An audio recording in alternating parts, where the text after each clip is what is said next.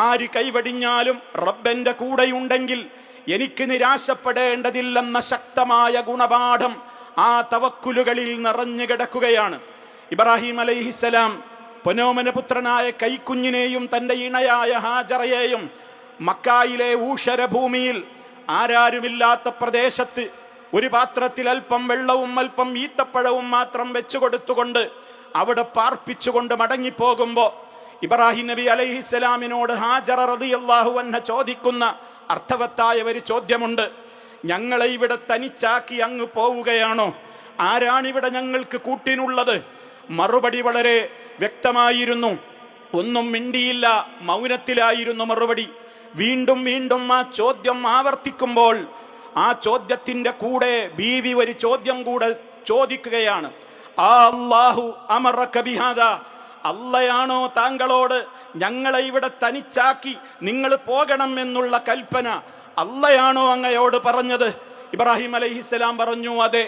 എങ്കിൽ ഹാജറ ബീവിയുടെ ഉമ്മയുടെ മറുപടി നിങ്ങൾ ശ്രദ്ധിക്കുക. ഇദൻ ലാ യുളയ്യുന, എങ്കിൽ സമാധാനത്തോടെ പൊയ്ക്കോളൂ.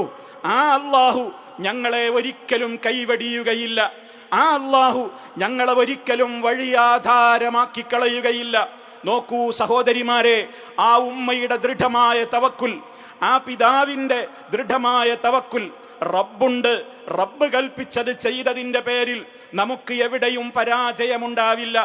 റബ്ബിന്റെ കൽപ്പനകളെ അനുസരിച്ചതിന്റെ പേരിൽ നമ്മൾ വഴിയാധാരമാവുകയില്ല.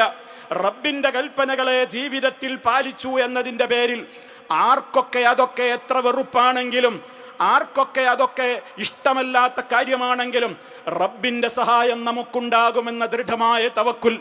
ലോകം മുഴുവൻ നമ്മെ കൈവടിഞ്ഞാലും അള്ളാഹു ഇഷ്ടപ്പെടുന്നുവെങ്കിൽ നമുക്ക് രക്ഷയുണ്ടെന്നും, അതല്ല ലോകം മുഴുവനെയും നമ്മൾ തൃപ്തിപ്പെടുത്തി അള്ളാഹുവിനെ വെറുപ്പിക്കുന്ന പ്രവർത്തനങ്ങളാണ് നമുക്കുള്ളതെങ്കിൽ പരാജയമായിരിക്കുമെന്ന ശക്തമായ ഗുണപാഠം ഈ മഹാന്മാരുടെ ചരിത്രത്തിലൂടെ ഈ ഈദുൽ അദ്ഹായുടെ സുദിനത്തിൽ ഇവിടെ കൂടിയ ഞാനും നിങ്ങളും വളരെ ശക്തമായ നിലക്ക് നെഞ്ചേറ്റേണ്ടതുണ്ട്.